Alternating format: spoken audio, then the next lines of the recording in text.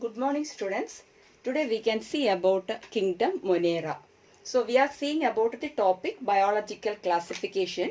In that we have already seen that the 5 kingdom classification was given by R.H. Whitaker, and among that one of the kingdom is kingdom Monera. So first we can see about this kingdom Monera. So in this kingdom Monera, it includes all bacteria. So all bacteria comes under what? The kingdom Monera. Okay. So this bacteria are the abundant microorganisms which is present in our environment, isn't it? So in the biosphere, if you see, a lot of microorganisms are there, and one among that is the bacteria, and all that bacteria are included under the kingdom Monera. Okay. So everywhere we can see the bacteria, wherever you are or where I am. So surrounding me or surrounding you, you can find a lot of bacteria, isn't it? If you are taking a handful of soil, if you analyze it, even in that soil also plenty of bacteria will be there. Hundreds of bacteria will be there. These bacteria can be seen in almost all the environments, like we can say hot springs, desert. Okay, so this bacteria can be seen everywhere. We can see even in hot springs where the temperature is very high, where all living organisms are not able to survive. So even in that hot springs also we can see bacteria. Or you take the desert or snow, everywhere this bacteria is present. Okay. Now even if you take our own body, inside our body also we can find some bacteria. Okay, in our intestine, if you see, E. coli bacteria is present. So like that, these bacteria can be found everywhere, like the hot springs, deserts, or deep oceans, snow-filled mountains, or in any water bodies. Everywhere we can see this bacteria. Okay. Now this bacteria are grouped under 4 categories based on their shape. So based on the shape, the bacteria are classified into 4 categories. What are they? One is cocci. Cocci is plural and coccus is singular. Okay, cocci means what? It is round shaped or spherical shaped bacteria. Spherical shaped bacteria, we can say it as a cocci. It will be round, spherical, like this it will be. Okay, for example, we can say streptococcus. Okay, staphylococci. These are all spherical shaped bacteria. Okay, streptococcus, staphylococci are spherical shaped bacteria. They are called as cocci. So what is cocci? Cocci means they are spherical shaped bacteria. That is one type of bacteria. Then another we can say it is the rod shaped bacteria, which we can say it as bacilli. So bacilli, again plural, bacillus is singular. So this bacillus is rod shaped bacteria. So what is the shape of it? It is rod shaped. Okay, for example, we can say the lactobacillus is a rod shaped bacteria. Okay, the lactobacillus is a rod-shaped bacteria. You might have seen in the curd. In curd, the bacteria which is present is the lactobacillus, and it is a rod-shaped bacteria. Okay. Now next is a comma-shaped bacteria, which we can say it as Vibrio. Vibrio means a comma-shaped bacteria. See, when we write a sentence, we put comma, isn't it? So that comma-shaped bacteria is a Vibrio. So we can show it like this. Like this, it will be. Okay, like a comma it is. So this comma-shaped bacteria, we can say it as Vibrio. Okay, then the spiral-shaped bacteria, we can say it as a Spirilla. Spirilla or spirillum is singular, spirilla or spirilla is plural. So this, what is the shape of it? It is spiral shaped. Okay, it is spiral in shape, and that is spirilla.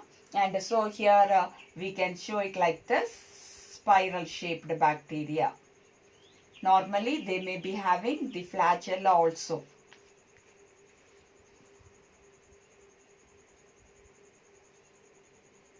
So this is the spiral shaped bacteria. Okay. So these are the different types of bacteria based on their shape. So the bacteria can be grouped into 4 categories based on their shape. They are coccus, then Vibrio, Bacillus and Spirilla. Cocci, Bacilli, Vibrio and Spirilla. These are the 4 types. Okay. For example, for Spirilla, we can say Treponema pallidum. That is one of the example for a spiral shaped Treponema pallidum. Then for Vibrio, we can say it as Vibrio cholerae. Bacilli, that is Lactobacillus. Cocci, we can say Streptococci. Okay, so these are the 4 groups of bacteria. Now, when we see about the structure of this bacteria, you know that they all are prokaryotic cell. Isn't it? They are prokaryotes. Prokaryotes means, you know, they are not having a well-developed nucleus and they don't have well-developed organelles. Membrane-bound organelles are absent, isn't it? So their structure, we think it is very simple. But it is not that much simple. It is having a very complex behavior. Okay. They follow very vast we can say very vast metabolic diversity can be seen. Okay, extensive metabolic diversity can be seen in this bacteria even though they are prokaryotes. Okay, and some of these bacteria, when we see about their mode of nutrition, some of these bacteria are autotrophs. Okay, some of the bacteria are autotrophs. What do you mean by autotrophs? They can synthesize their own food, isn't it? In this autotrophs, we can say some are photosynthetic autotrophs. Some are photosynthetic autotrophs and some are chemosynthetic autotrophs. Okay, and some others are heterotrophs.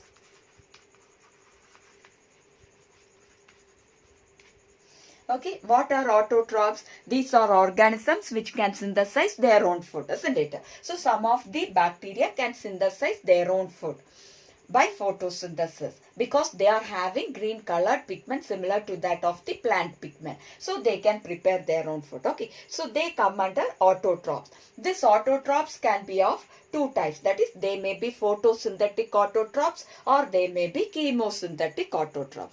What are photosynthetic autotrophs? They can prepare their own food just like photosynthesis performed by plants. Okay, how the plants are capable of synthesizing their food, just like that some of the bacteria are having the capacity to synthesize their food and by using some inorganic substances with the help of light. Okay, so that we can say it as photosynthetic autotroph.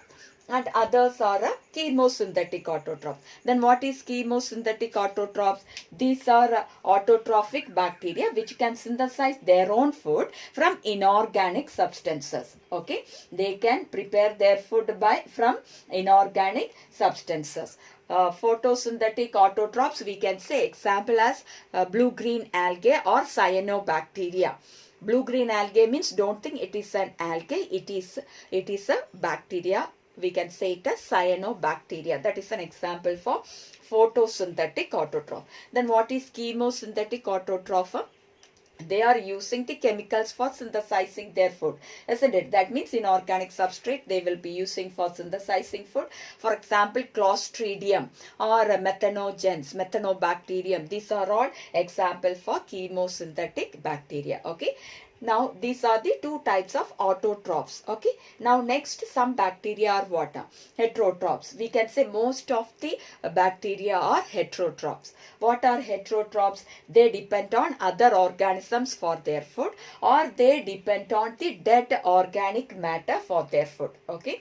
They depend on other organisms for their food or they depend on even the dead organic matter also. For example, we can say Helicobacteria is an example for heterotrophs, or any decomposing bacteria can be considered to be as an example for heterotrophs. Okay, now we can see about the different types of bacteria. Okay, when we see about the different types of bacteria, see already we have classified the bacteria into 4 types based on their shape, isn't it?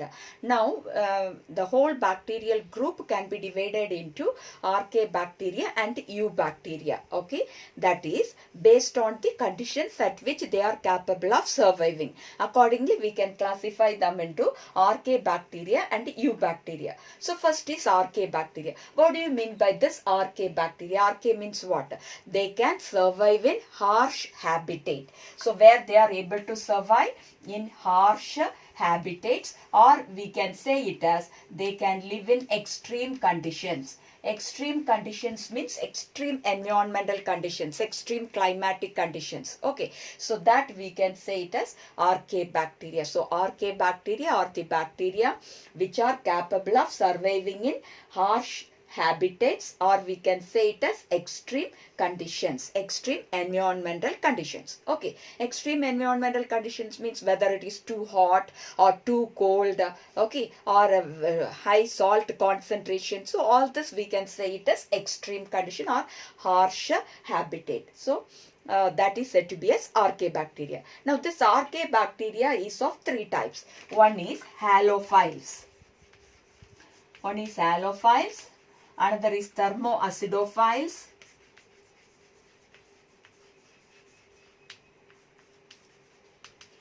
and another is methanogens. Okay, these are the 3 types of Archaebacteria. So what are they? They are halophiles, thermoacidophiles and methanogens. So these halophiles can live in high salt concentration, okay, saline area, or in high salty area they will be able to survive. That is halophiles. Halo means what? Saline. Okay, so halophiles means they are capable of living in salty area. Okay, high salt concentration, they are capable of surviving. See, all the bacteria or all living organisms can withstand only a certain amount of salt, isn't it? But this bacteria are capable of surviving in high salty areas. Okay, that is halophiles. For example, we can say halobacterium. From the name itself, we can say halobacterium is a bacteria which is an example for halophile, which is capable of living in high salt areas. Okay, now next is thermoacidophiles. Thermo means what? Temperature, isn't it? So some bacteria are capable of surviving at a high temperature, very high temperature, like hot springs. If hot springs, very high temperature is there, and most of the organisms are not able to survive because their body or their cells will be burnt off, isn't it? Because due to the high temperature. So here thermoacidophiles are the bacteria which are capable of surviving at very high temperature or very high acidity, acidophiles. So they can even withstand high acidic conditions. Okay, one example for that is thermococcus. Okay, thermococcus is an example for thermoacidophiles. Yes, now another is what? Methanogens. What are methanogens? These are bacteria normally which will be found in ruminant animals. Where they are found? In ruminant animals. Now what are ruminant animals? Animals which are having a ruminant stomach. That is called ruminant animals. What is a ruminant stomach or a ruminant gut? That is their digestive system is divided into many chambers. Their stomach is divided into many chambers. Why it is divided into many chambers? In order to accumulate a large amount of cellulose containing food material and then to digest it slowly. Again and again it can be grinded and it can be acted upon by the enzyme. So for that the stomach is having many chambers, and that we can say it as a ruminant stomach. Okay, so there this is seen, and this is also having the capacity to produce methane gas. That's why this group of bacteria are called as methanogens. Okay, ruminant, the animals with a ruminant stomach. Examples are cow, buffalo, etc. That is, you might have heard or you might have seen the cattle used to chew the cud. Chewing the cud, you might have seen. That means they will first eat it, Then when they take rest, they will bring some amount of that food back to their mouth, again chew it, again send it back. So like that repeatedly it will be taken from the stomach to the mouth, again chewed or grinded, and again it will be sent it back, so that the larger molecules will be broken into smaller pieces, so that the enzyme and the bacteria can act on it. Okay, that's why these cattle or these ruminant animals are having a ruminant stomach. Okay, so example we can say cow, buffalo, etc. That is especially so those herbivorous animals, they are having the ruminant stomach. Okay, so this methanogens, for example, for methanogens is methanococcus. Example for methanogen is methanococcus bacteria or methanobacterium is there. Okay, so this live in the gut of these ruminant animals, and they are responsible for producing a gas called what? Methane gas. So which gas is produced? Methane gas is produced by these bacteria, that is methanogens. They act upon the cellulose containing material and they digest it. As a result, methane gas is released. That's why this group of bacteria are called as methanogens. Okay. Methane gas you all are familiar with, isn't it? It is the biogas which can be used as a fuel for burning, cooking purposes, isn't it? So that is, it can be considered to be as biogas. Methane gas, we can also say it as biogas, and it is produced from the cow dung of these cattle. Okay, I hope you are able to understand this. Now, see this methanogens, I told about the ruminant animals where they are found. Generally, where it can be found, it can be seen in marshy areas. Where it can be seen? In marshy areas, marshy damp areas, isn't it? In such areas, these methanogens can be seen. Okay, yes. So these are the three groups of bacteria. Now you may have a doubt how this bacteria is capable of withstanding such harsh habitats or extreme conditions of temperature, isn't it? Or acidity, etc. Now, why? Because they are having a specific special type of cell wall structure. The cell wall is different from that of the other bacteria, which is responsible, or this feature is responsible for them to withstand extreme conditions. Okay, their cell wall is very thick, the cell wall composition will be different, so that they can withstand the extreme conditions or the harsh climatic conditions. Okay, then even genetically also they are capable of synthesizing certain chemicals which can also help them to cope up with the extreme environmental conditions. Okay, so there in thermoacidophiles means when the bacteria is capable of surviving in a high temperature, you know that some of the proteins which are present in our body or in any organism's body will get denatured when it is exposed to high temperature. But this thermoacidophiles proteins or the DNA will not get denatured. Why? Because they used to synthesize certain chemicals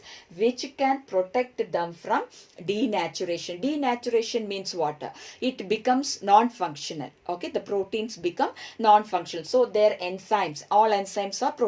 So the enzymes or proteins which are produced in these cells can remain as such without destruction, because they are capable of producing certain chemicals which can help them to withstand the extreme condition. Okay, or halophiles means salty concentration. So there also they can neutralize the salt concentration or any such extreme conditions. Suppose if a bacteria is capable of surviving in ice, there also they can overcome that by producing what? Antifreeze chemicals in their body. Okay, so like that they will be able to cope up with the external environmental conditions, and thus they will be surviving in such conditions. Okay, so such bacteria are called as what? Archaebacteria. Is it clear? So that is about archaebacteria. When we say about the next group, that is the eubacteria. Eubacteria means what? Eu means true. Okay, so these are the true bacteria. Archaebacteria are present only at certain harsh habitats or extreme climatic conditions, environmental conditions, isn't it? But eubacteria is actually the true bacteria which can be seen everywhere. Okay, in our surroundings, the bacteria which is present is actually the eubacteria, not the archaebacteria. Okay, and they are characterized by this eubacteria are characterized by a rigid cell wall. So here it is surrounded by a rigid cell wall. But I told you in archaebacteria their cell wall is different from these bacteria, isn't it? Actually their cell wall do not have peptidoglycan.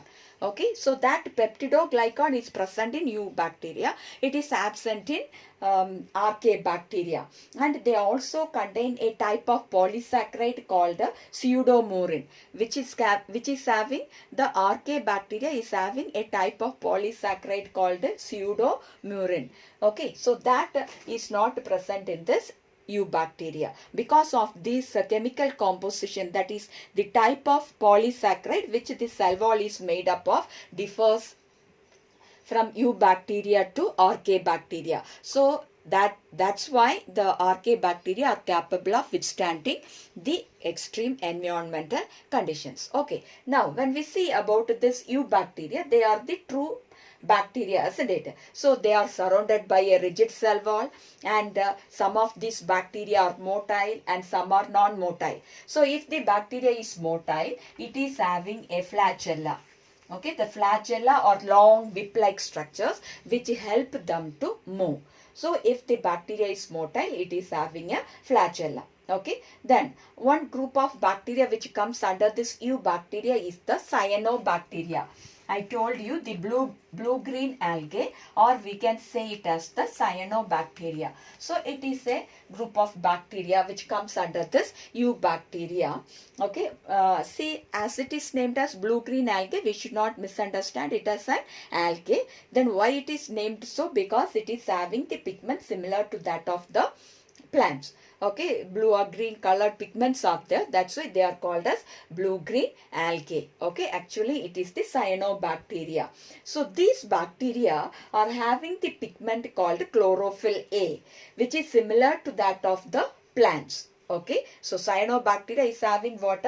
It is having the chlorophyll A pigment. Because of the presence of this chlorophyll A pigment, similar to that of the plant, they are capable of synthesizing their own food by the process of photosynthesis. So this cyanobacteria are examples of photosynthetic autotrophs. Earlier I have told about the photosynthetic autotrophs. Okay, so the cyanobacteria are examples of photosynthetic autotrophs because they can synthesize their food as they have chlorophyll A pigment in them. Okay, now these cyanobacteria, if you see about the characteristics of the cyanobacteria, these cyanobacteria are unicellular. They can be unicellular, that is they are formed of single cell, or they may be colonial or filamentous also. What do you mean by colonial? They form colonies. Okay, that is cells together, they join together to form colonies, or they may join together to form a long filament like. Okay, so or they can be filamentous. Okay, so they are unicellular, or they form colonies, they will be colonial, or even they can be filamentous. Okay, filamentous means they form long filaments. Okay, and they are found in where they can be seen. They are found in fresh water, or even in marine water, or even in terrestrial region also, where water content is more. There also they can be seen. Okay, so the cyanobacteria can be found in fresh water, marine water, or even terrestrial region where more amount of water content is there. Okay. Now, when they form colonies, suppose if they are forming colonies like this, the cells are joined together, then they will be surrounded by gelatinous sheath. What will be there surrounding them? It will be surrounded by gelatinous sheath.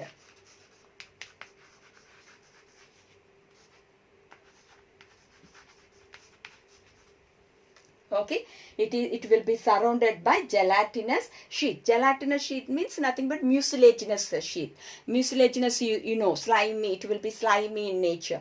Okay, mucilage substance will be secreted, and that will be surrounding the cell, and that forms a gelatinous sheath, or we can say it as mucilaginous sheath. Okay, and this cyanobacteria or this blue-green algae normally form large colonies in polluted water. So if a water body is there, if a pond is there, okay, if that pond is not taken care of, if it is left as such, then what will happen? This cyanobacteria will be multiplying, and it forms huge colonies of it. Often it is called as the algal bloom. We can say it as what? Algal bloom. So this is seen where? In the polluted water bodies. In polluted water bodies, we can see that algal bloom. You might have also seen that sometimes if a small water body is there, if it is not taken care of, you can see a light green colored layer will be seen on the surface of the water. If you have seen, that is actually water, the algal bloom. Okay, so it is formed due to the multiplication of such colonies of cyanobacteria or the blue-green algae. Okay.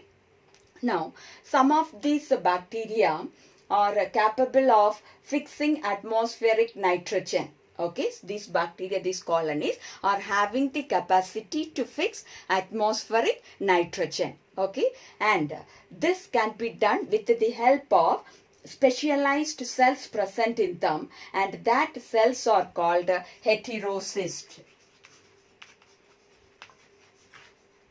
What is the name of that cells? These cells are called as a heterocyst. Okay, so you assume this is the heterocyst. So it will be specialized cell, slightly different from the other cells. So these cells are called as heterocysts. So these heterocyst cells are having the capacity to fix atmospheric nitrogen. So the blue-green algae are having the capacity to fix atmospheric nitrogen due to the presence of specialized cells in them, and that cells are called as heterocyst. Okay, examples of blue-green algae or cyanobacteria is Nostoc, Anabina. Okay, Nostoc is one example. Anabina is another example.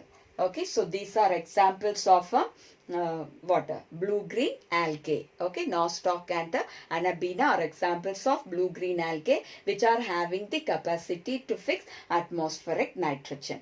Okay, so this is a photosynthetic autotrophic bacteria. Now, when we see about the chemosynthetic autotrophs, so what are chemosynthetic autotrophs? They use various chemicals for synthesizing their food. For example, we can say the bacteria like methanogens or Clostridium. Okay, so they are what? Chemosynthetic bacteria. They will be oxidizing various inorganic substances. Okay, they will be oxidizing various inorganic substances like nitrites, nitrates, ammonia. Okay, you might have studied the nitrifying bacteria like Nitrobacter or Nitrococcus, Nitrosomonas, isn't it? These are all nitrite or nitrate oxidizing bacteria. So they all oxidize these chemical or inorganic compounds, and as a result, they will be releasing energy which can be used for ATP synthesis in their body. With the help of that, they can prepare their food or produce the food, and they will be utilizing it. Okay, the energy will be produced. Food in this sense means chemical energy. In the form of ATP, it will be synthesized and they will be utilizing that. Okay, so chemosynthetic autotrophs will be oxidizing water or inorganic substances like nitrites, ammonia, nitrates, etc. And the energy which is released during that oxidation will be used for ATP synthesis in their body. Okay, and most of these chemosynthetic bacteria are very much essential, or they play a very important role in nutrient cycling. You have studied about the biogeochemical cycles, isn't it? The nutrient cycling. So they are very much helpful in nutrient cycling. cycling. What do you mean by nutrient cycling? The decomposition of the organic matter present in the dead bodies of the living organisms and releasing it into the environment. That is what a nutrient cycling, isn't it? The nutrients will be cycled throughout the living and the non-living components of the ecosystem. How it is cycled? Due to the activity of this bacteria. So after the organisms die, it will be decomposed and the nutrients will be released into the environment, into the surrounding. From there again the plants will take it, from plants the animal. After the death again it will be decomposed and it will be released to the environment. So for that nutrient cycling, an important role is played by this chemosynthetic autotroph. Okay. So it helps in the recycling of nutrients like nitrogen, phosphorus, iron, sulfur, etc. Okay. Yes. Now next is the heterotrophic bacteria. So we have seen photosynthetic autotrophs and photosynthetic chemotrophs. Now next is what? A heterotrophic bacteria. Now what are heterotrophs? Heterotrophs are the bacteria which depend upon other organisms, isn't it?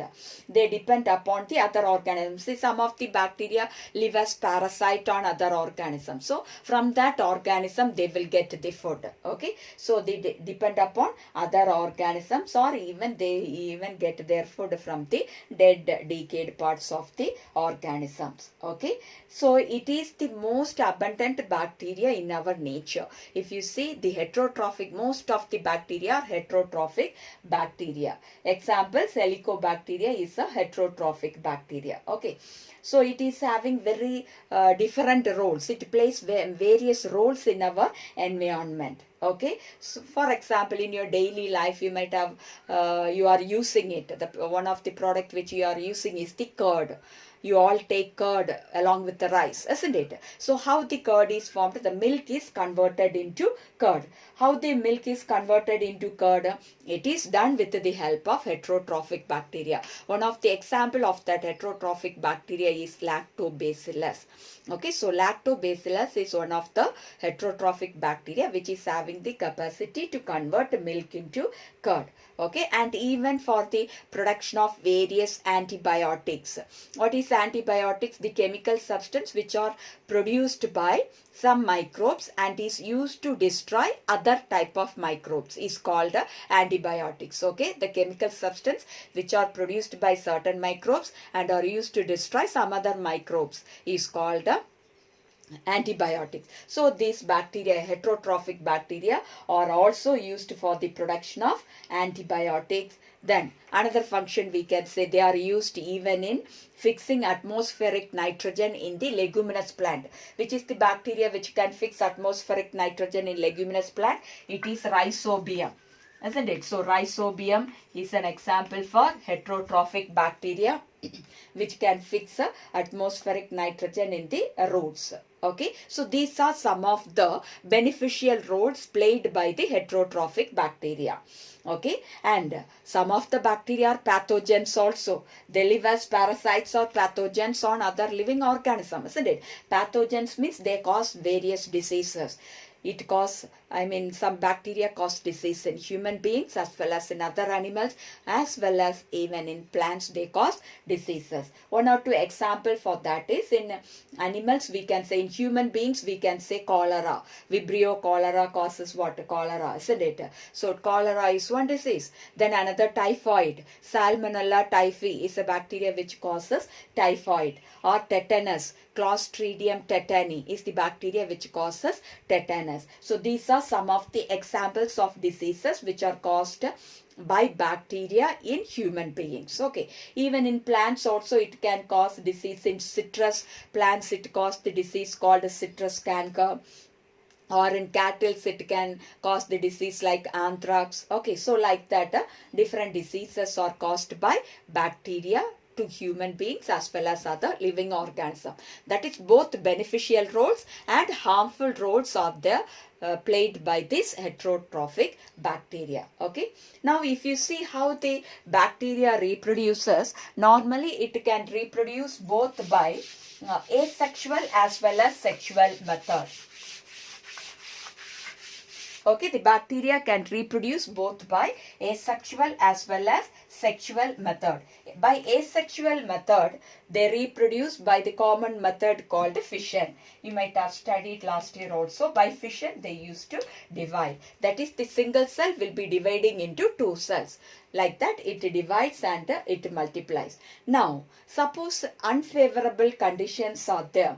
Then they used to produce spores. That means surrounding the bacterial cell, they will be secreting a thick cyst wall.